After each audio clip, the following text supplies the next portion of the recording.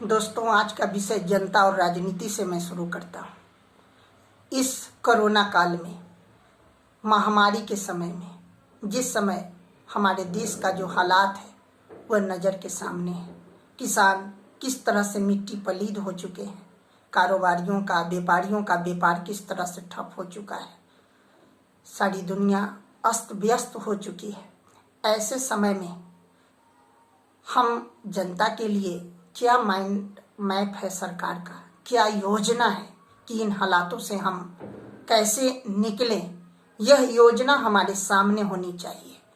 न कि चुनाव कैसे होगा कोरोना काल में, चुनाव का माइंड मैप आज हमारे सामने आ रहा है, जबकि इन हालातों से बाहर निकलने का कोई रास्ता सामने नहीं आ रहा है। आज मैं श्रीमद् भागवत गीता के 11वां अध्याय के 15वां श्लोक से आज मैं बात करूंगा कि जब भगवान श्री कृष्ण ने अर्जुन को विश्व रूप दिखलाया था, आज जरूरत है हमारे देश का जो स्वरूप है इसे जानने और समझने की।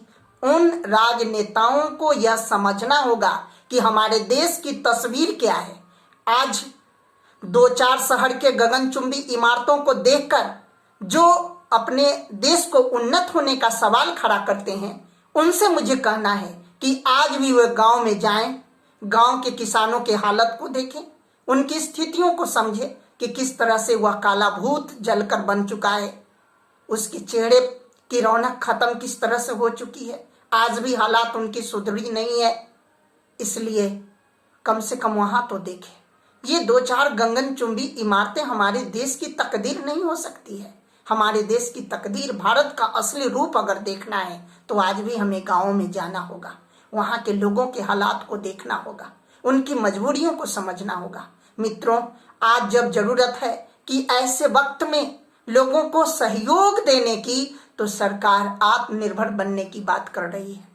कैसे आत्मनिर्भर बने, इसका उपाय होना चाहिए, आपकी योजना होनी चाहिए।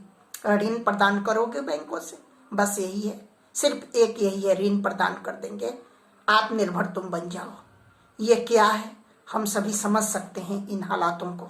आज जरूरत है कि जब हमारी संपदा है जिसमें से कुछ हाथ तो खोलिए। काला धन कहते हैं कि मेरे पास ज्यादा है, काला धन मैंने लाया है, वो धन कब निकलेगा? लोगों को मदद कीजिए। मैं किसी एक पार्टी और नेता की बात नहीं करता हूँ, एक आम जनता की अदालत में बात करता हूँ। या मत कहिए कि कोरोना मैंने नहीं लाया है, हमारी सरकार में कोरोना आ गई है।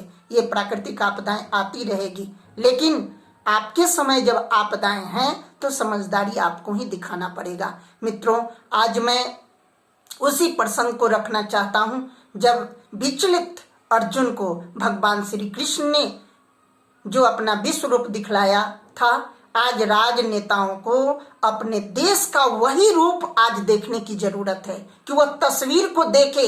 अपने गुनाहों के दाग यूं मत छुपाइए, बेवफाई का इल्जाम दूसरों पर मत लगाइए, कभी तो सजा मिलेगी इसकी, झूठे किस्से मत दोहराइए।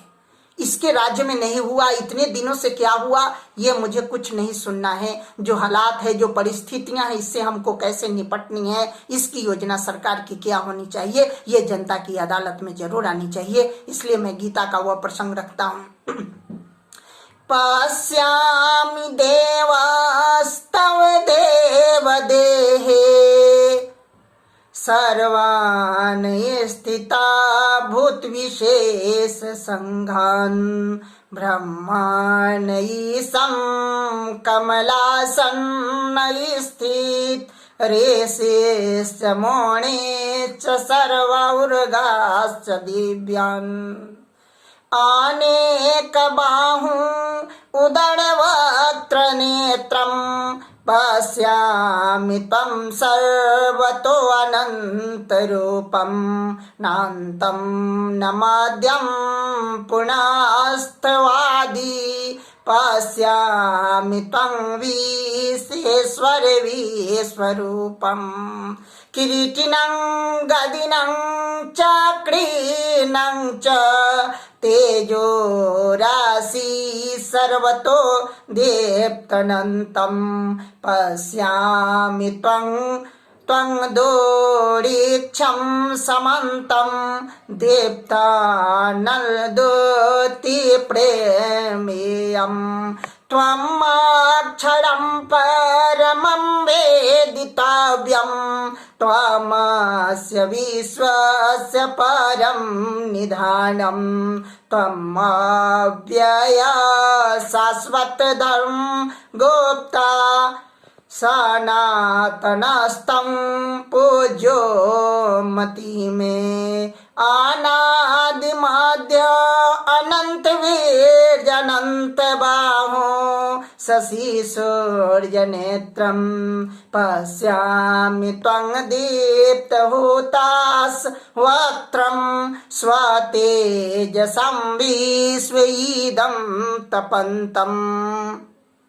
आज जरूरत है कि हमारे वह नेता हमारे देश की हालात को देखे और इसमें सुधार करे। मुझे बद्री नारायण चौधरी प्रेमघन की पंक्ति याद आती है, जिनसे समल सकत नाही तन को धोती ढीली ढाली, देश प्रबंध करी हंगे यह कैसी खाम खयाली।